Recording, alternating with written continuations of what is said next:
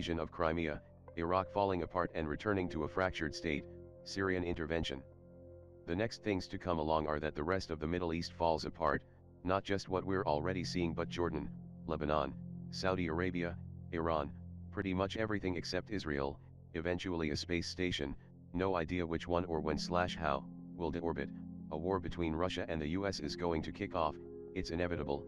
Russia is going to invade up through Mexico.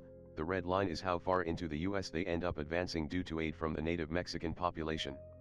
Initiating an insurrection due to increased nationalism, and a weak quasi-breakup of the US following a civil war.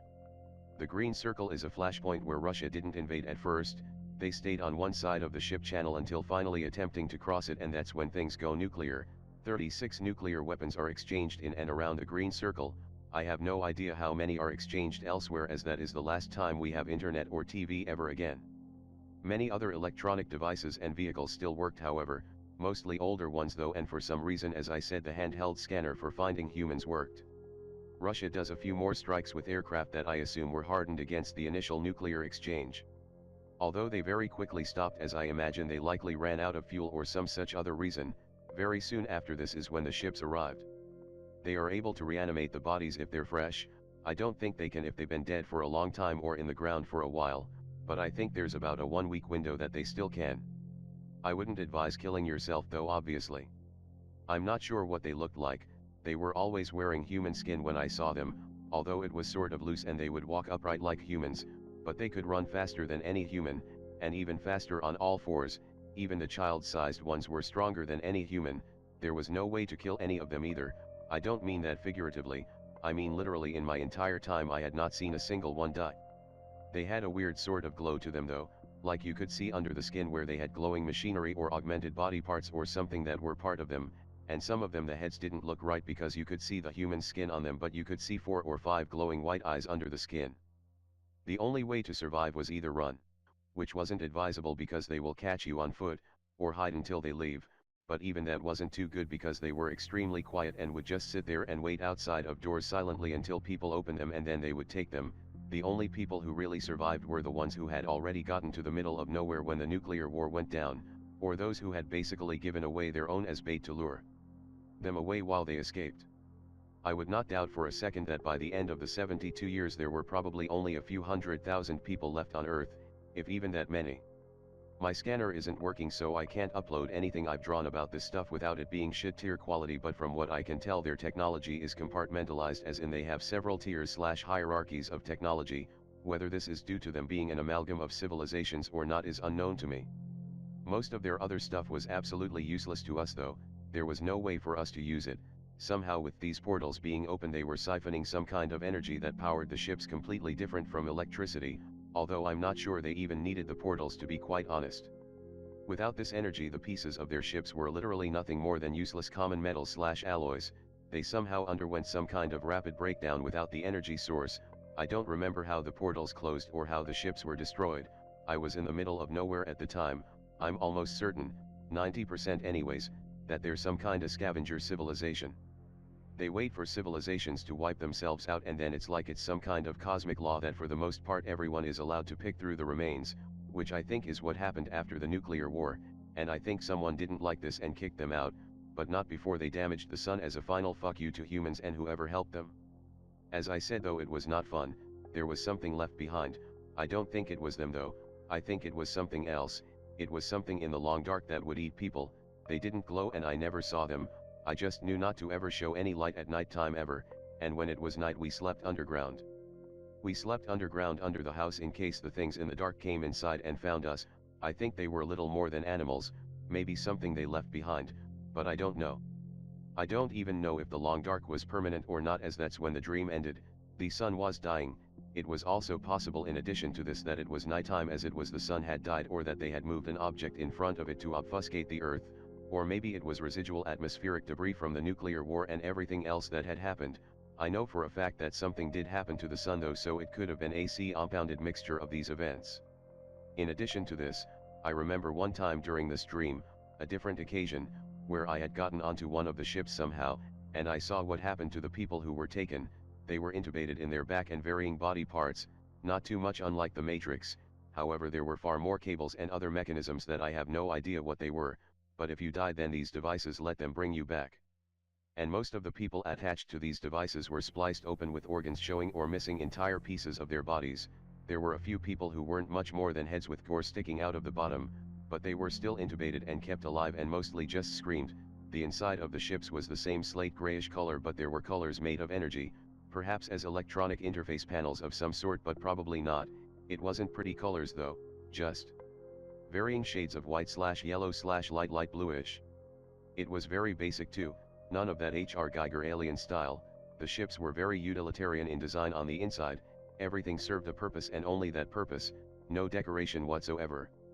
In addition to all of this, I say Mexican uprising, what I mean is that the Mexico aligned with Russia and most of South America/Central America, so this coupled with Russia allowed for a fairly robust invasion. The US had been weakened substantially already, as I said, due to the internal civil war. Whether it is related to this election or not though I'm not sure. Under normal circumstances I doubt they would be able to pull off an invasion though, so we must have been fairly weakened. I know the White House and the Capitol was taken by the People's Revolutionary Force, shit name, but that's what they called themselves or had grown to be called anyways, so for the most part the government had already been decapitated before the invasion. In addition to all of this, again, the invasion and subsequent nuclear exchange had all come about very quickly. I was out in the backyard with my mother putting white Christmas lights in the backyard as patio lights. I don't think it was near Christmas though. We had literally walked inside and my dad was laying on the floor watching TV and had said, well, I guess we just started World War III, and not 20 seconds after that the first flash went off outside near what would probably be the Pasadena area of Houston, followed by the large area of petrochemical plants on the other side of the ship channel. They looked to be fairly low yield, 10-20 KT range, as though they were specifically trying to target smaller areas, but I don't know. We got the shockwave. Where I was and our windows were blown out, but the building was still intact with little damage. Had never said they were glowing green under their skin. I don't think I did. They were glowing the same as their ships, as a sort of white/yellow bluish color. I don't have a word for it, but it wasn't an earth color. I speculate on the machinery, but there were bits and pieces poking out through the skin and holes in the skin due to some people's skin going necrotic. The machinery under the skin looked like a very similar stone gray as their ships. The skin was pretty contorted on their bodies. In some cases though, as I said, multiple eyes covered by the skin sometimes, or others where the skin didn't exactly fit them right. They still had mouths though, but I don't think it was for eating. I think perhaps it helped them grab onto people or for the express purpose of killing or subduing them. I don't even know if they were technically alive or if they themselves were just biological machines. Some of them really seemed like they wanted the skin as trophies more than anything though. They collected it, and some of them were wearing multiple layers, and as I said, I have no idea whatsoever as to why they would liquefy the people and put them in the dryer machines in the warehouses. Surely they had some purpose, but I don't know. It could just be as simple as storage or perhaps some religious purpose of theirs. They seem to have some interest in Zoroastrianism, as I said. I don't know how even a breakaway civilization could fight them though. From my understanding they were possibly the first intelligent species ever throughout all dimensions, or one of the first anyways. I can't imagine anyone from this planet could even fathom a way to fight them. It would have had to have been someone else out there on their technological level. I have no idea what Skinwalkers is. Can you give me a link? The ship in that video looks nothing like their ships. Sorry, they didn't have digital displays like that. It was kind of like some strange form of hard light formed out of energy or something, but it had solid pieces that it looked like if the hard light tumbled off then they would fall to the floor, but they didn't. They sat there in a static position. The ship had no windows whatsoever either, and any writing anywhere was in the same light/energy as the consoles. The best I can describe it is that the ship was as much an amalgam of a mash of technologies as one can imagine. There was stuff that just simply looked out of place for something like that, rudimentary tools along with energy, along with patchwork on the inside of the ships as though they were extremely old, but at the same time they looked like they were made of metal and stone at the same time, if that makes any sense. I used to work in the plants and they could actually survive a low-yield blast fairly well, as they're built to survive the explosions of nearby units/plants already. You might have to rebuild the control room and change butterfly valves and anything else with an electronic sensor, but most of the stuff out there that could be that sensitive is buried. My guess is it could only take about a month or two to get it back online, assuming you had workers and assuming the plant itself wasn't hit too close. That's pretty similar, yet except they don't drool. Although it's possible what you said, that they're controlled by them as scouts then, perhaps some kind of brain implant or some such other similar machination, so I wouldn't doubt it. This is my best paint shop rendition of it, but it doesn't do it justice whatsoever.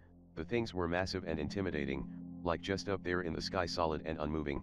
Never once did we see one move, and most of the time you only see like half of it, the other half is usually obscured by fog. I can't make it look like it in paint, but the surface is pretty much completely seamless, but it can open up. The inside looks like a mix of the metallic stone and the energy when it does. I never saw anything come out though, but they would leave these things that looked like giant stone caskets on the ground below the holes in the ships, and the things would crawl out of them.